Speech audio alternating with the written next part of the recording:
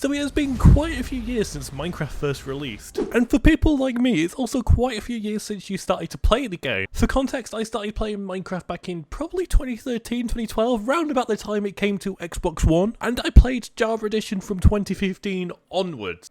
So in today's video, I'm actually going to be going over 5 things you might have forgotten about Minecraft Edition. Okay, so in at number 5 is going to be the Hive. Now, if you don't know, the Hive actually had its own server on Java Edition. Now, as it stands, the Hive is still around in the Minecraft universe, it's just on Bedrock Edition. Java Edition, it was its own special server though. It had that really special feeling to it, and it had a really unique sense of survival as well on Java Edition. At its peak, it was, you know, competing with Hypixel, it was competing with Mineplex, which were technically the 3 biggest servers on Minecraft in like one point of time. And the Hive was actually known for having some unique games at the time. For example, Gravity, which is like a dropper version. I mean, you actually do get the same dropper version on Hypixel now because I think they made some sort of deal. I'm not too sure, but it is exactly the same as the Hypixel's, you know, dropper version. You also had Death Run, which is still the same on Bedrock Edition, but on Java it was just incredible. And you also had more popular games like survival games, Sky Wars, but the Sky Wars was actually really unique. Like, they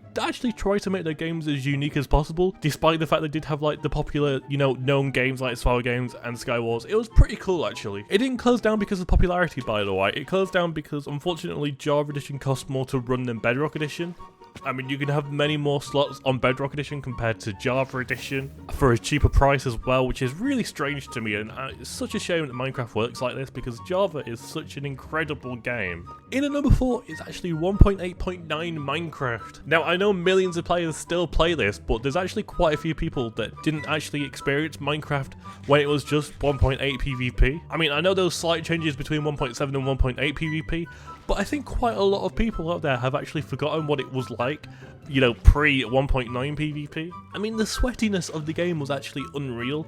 You only had one style of PvP, and that was the spam click as it's currently known as. The skill was huge, and it's safe to say that when 1.9 came out, a lot of like the skilled players quit the game. I mean, of course it doesn't help that quite a few games, you know, gained traction back in 2016 and 2017. I think Fortnite came out like a year after 1.9, so it made sense for a lot of Minecrafters just to quit because, you know, they weren't enjoying the game anymore. And that specialness of the 1.8 days was actually amazing because, of course, you had so many, like, probably, I'm assuming loads of people watching this video had loads of childhood memories. I did, and you know, I loved playing Minecraft all my life back in 1.8.9. I also feel like there was quite a lot of popularity and difference in servers back then.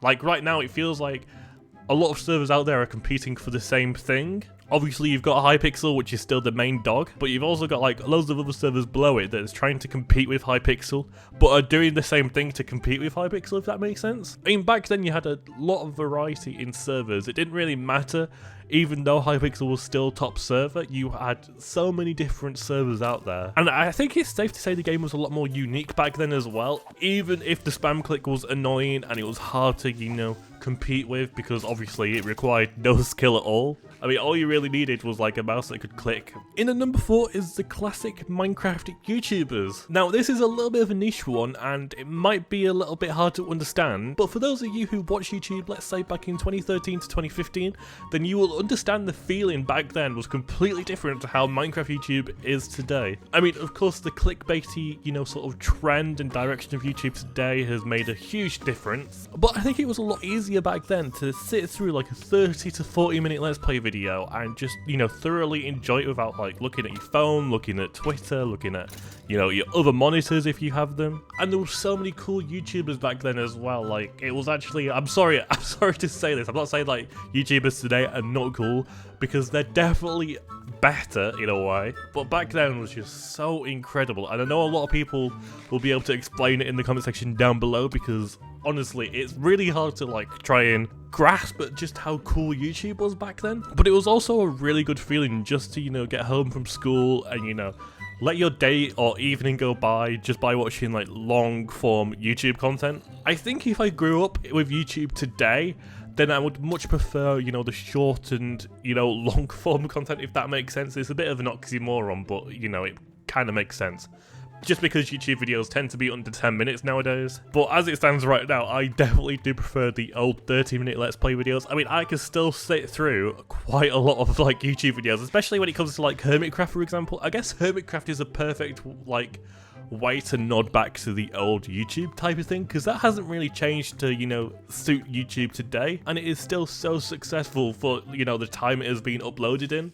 Let me know if you know any other YouTubers in the comment section down below that is still sticking to the old style of editing and long form, you know, Let's Play videos. In at number 2 is the tutorial world. Now, if you never played console edition, then unfortunately you've never experienced a tutorial world in your life. Unless, of course, someone made a map on Java edition, you know, just so other people can experience it. But I was lucky enough to actually play quite a few of the tutorial worlds. Now, I can't remember if they updated the tutorial world every update, but I think it's safe to assume they did update the world every 3 updates, for example. I think that's how it worked, actually. I do remember there was a tutorial world that was there for years. Now, the tutorial world speaks for itself. Basically, it was like one world that you had on console edition already. It was literally called tutorial world, and all you really had to do is load it up, and then it was like a quest to get so many things done. You know, there was like redstone features on there, there was farming features on there. You even had a little challenge to collect all the music discs as well, which was like scattered around the map. There was also quite a few Easter eggs around as well. For example, in one of the tutorial worlds, there was Stampy's Love Garden. Of course, we all know Stampy's Love Garden. And in at number 1, a personal favourite of mine actually is the Old Pocket Edition. Now, I am talking about the like kind of original days before Bedrock Edition, you know, where you had the original Stonecutter, you had the original Bedrock Edition servers as well, like Lifeboat. This was actually the start of, you know, playing like a sandbox game on your phone. Like going back to like 2013, 14, 15, and just, you know, loading up Minecraft on your phone was a brilliant experience to actually, you know, go through. I mean, I loved it, just sitting in the car, you know, playing Minecraft. I also played quite a lot of Minecraft with my sister back then as well, because we all had like, I don't know if anyone remembers, but the old Huddle that Tesco used to produce. That's going back quite a long time ago now.